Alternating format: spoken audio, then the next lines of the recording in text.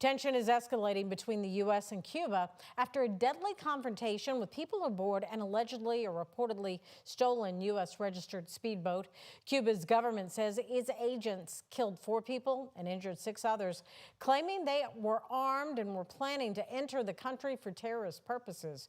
As Michael Yoshida reports, Cuban and U.S. officials have opened investigations into what happened. A deadly gunfight in the waters off Cuba, near Falcones Cay on the northern side of the island.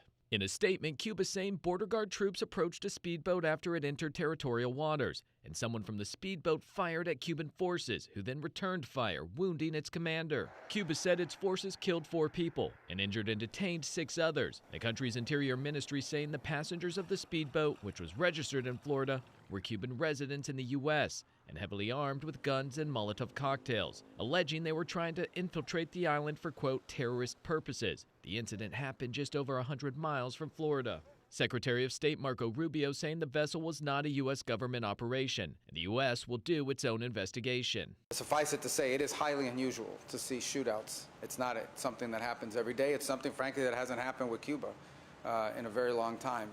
But we're going to find out. We're not going to base our conclusions on what they've told us. Florida officials calling for answers and accountability.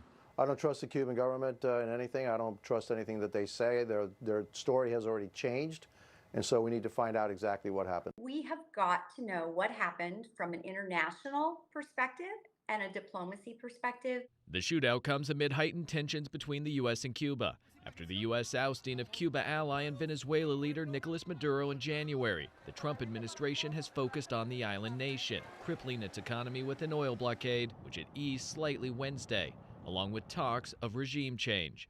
In Washington, Michael Yoshida, WHAS 11 on your side. The 6 injured on the boat are getting medical treatment at a hospital in Cuba. The U.S. ambassador has asked to see them.